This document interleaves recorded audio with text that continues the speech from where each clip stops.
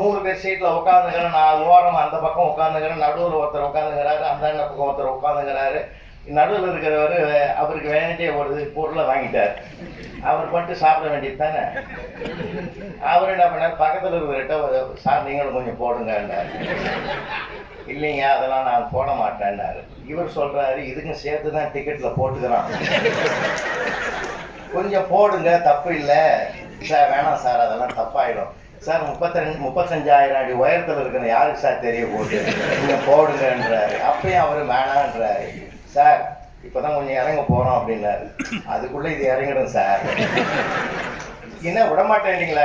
இல்ல இல்ல இப்ப நம்ம 35,000 அடி உயரத்தில் இருக்கிறோம், இது இறங்கும்னு இது என்ன உறுதி இருக்கு?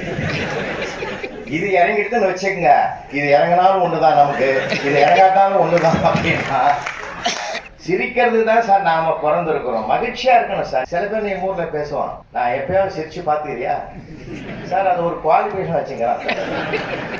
பிரம்மாண்டமான மீட்டிங்ல பேசிட்டு கீழே இறங்குறான், அங்கிருந்து பைக்கில் வந்தவன் சார், பைக்கு நிக்க கொடுத்த நிறுத்த கூட இல்லை சார், ஸ்டாண்டு கூட போடல சார், அப்படியே விட்டுட்டு ஓடி வந்து பரபரப்பா என் பக்கத்துல வந்து சார் ப்ளீஸ் ப்ளீஸ் ஒரே ஒரு செல்ஃபின்னா சார்.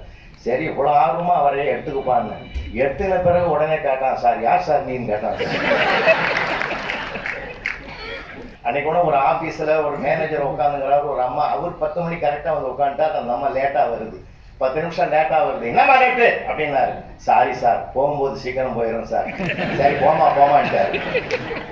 அதாவது அந்த பதில் ஒரு அடக்கொடுக்கமா வந்ததுனால, பணிவா வந்ததுனால அங்க எந்தெந்த இடத்துல எதை கடைபிடிக்கணும் இல்லைங்களா? அன்னைக்கு கூட ஒரு கார்ல ஏறி உட்காந்துட்டாங்க, ஹஸ்பண்ட் டிரைவர், அவர் டிரைவ் பண்றாரு, பின்னாடி அவங்க ஒய்ஃப் உட்காந்துங்கிறது, பக்கத்துல பையன் உட்காந்துங்கிறான். உடனே அவங்க அப்பாவை கேட்டார் டிரைவ் பண்ணிக்கிட்டே, என்னடா அவங்க அம்மா வளவளவன்னு பேசிக்கிட்டே வருவா, வாயே திறக்க மாட்டேன்றா, என்ன ஆச்சு? ஒன்றும் இல்லைப்பா ஒரு சின்ன தப்பு நடந்து போச்சுப்பா, அங்கே லிப்ஸ்டிக் வச்சுட்டோம் மறந்துட்டு, அதை எடுத்துன்னு வாடான்னு அம்மா சொல்லிச்சு, நான் ஃபெவிஸ்டிக் கொண்டாந்து கொடுத்துட்டேன். உடனே காரை நிறுத்திட்டு இறங்க சொல்லி அந்த பையனை கட்டி பிடிச்சுன்னு, என் போல சாமிடாங்க இல்லைன்னா இவ்வளோ நேரம் நான் நிம்மதியாக வர முடியாது. தாம்பரம் பஸ் ஸ்டாண்டில் கூட பார்க்குறாங்க, டவுன் பஸ் தூரமாக வருது, ஒரு அம்மா 2 லேடி நிற்கிறாங்க. ஒரு அம்மா சொல்லுது அந்த பஸ்ஸை நிறுத்துமானுது. ஏன் உனக்கும் தான் கை இருக்குது, நீ நிறுத்த வேண்டியது தானே, என்ன நிறுத்த சொல்கிற? நான் நிறுத்தினா அந்த ஆள் நிறுத்த மாட்டார் டிரைவரு. ஏன்? அவர் என் வீட்டுக்காரரு. ஏன்னா அந்த அம்மா வீட்டு பிரச்சனை அந்த அம்மா அவருக்கு தானே தெரியும். ஒரு ஊரில் போகிறேன் சார், 8 மணிக்கு மேலே கொடுக்க வேண்டியது 9, 10, 10:30 வருது சார். அப்போ தான் நான் கேட்டேன், என்னப்பா காலம் தவறி மாறி மாறி கொடுக்குறியே என்னப்பா, என்ன நீங்கள் இன்விடேஷன் சரியாக படிங்க சார்ன்னா. அப்போ தான் பார்த்தேன் அவங்க சொன்னது கரெக்டாக இருக்குது. நிகழ்ச்சி நிரலில் கண்டபடி நடக்கும்னு நான். ஆமாம், நிகழ்ச்சி நிரலில் கண்டபடி நடக்கும் இல்லை, நிகழ்ச்சி நிரலில் கண்டபடி நடக்கும். எனக்கு அப்போ தான் புரிஞ்சுன்னு வச்சுங்களேன். ஒவ்வொரு மேடையிலையும் ஒவ்வொரு அனுபவம் கொடுக்கும் சார். இப்போ சமீபத்தில் ஒரு மேடையில் நான் பட்டிமன்ற நடுவராக உட்காந்து தீர்ப்பு கொடுக்குறேன் சார். தீர்ப்பு கொடுக்கும்போது ஒரு ஆள் உணர்ச்சி வசப்பட்டு எழுந்து வந்து ஒரு பேப்பரில் அவன் பேரை எழுதி ஒரு 500 கொடுத்தான்.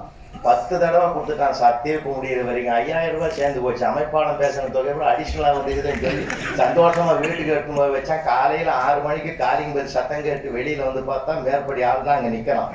என்னப்பான்னு கேட்டேன். இதே நேற்று எம்ம மப்பில் இருந்தேன், என்னன்னு தெரியாமலே கொடுத்துட்டேன், அதனால திருப்பி வாங்கி போனாலும் வந்தாருமா. நானும் 2ஆம் பேர் தெரியாம அதை கொண்டாந்து கையில கொடுத்த பொறுப்பாடு அவன் வாங்கின்னு சொன்னான். போதையில இருந்தாலும் ஒரு மேதகிட்ட கொடுத்துட்டு போய்கிறேன்னு டிரைவிங் பேசிட்டு போனான் சார். அதாவது எல்லா இடங்களிலும் சார், சில இடங்கள்லாம் பார்த்தீங்கன்னாக்கா நாங்கள் படம் சில சிக்கல்கள்லாம் இருக்கும் சில ஊர்களில். தெரியுமா உங்களுக்கு? எல்லா ஊர்லேயும் எல்லாமே நம்ம எதிர்பார்த்த மாதிரி அமைஞ்சிடாது. என்ன சிக்கல்னு கேட்டால், ஒரு ஊரில் நாங்கள் பட்டிமன்றத்துக்கு போயிருக்கிறோம் சார். அந்த இடத்துல போனால் பட்டிமன்றமே ஆரம்பிக்கிறீங்க, 7 ஆச்சு, 7 ஆச்சு, 8 ஆச்சு, 8ஆவது எப்பப்போ ஆரம்பிக்கும்னா, இப்போ சாமி புறப்பாடு ஆன உடனே நாங்கள் பட்டிமன்றம் ஆரம்பிச்சிடலாம் சார்ண்டார்.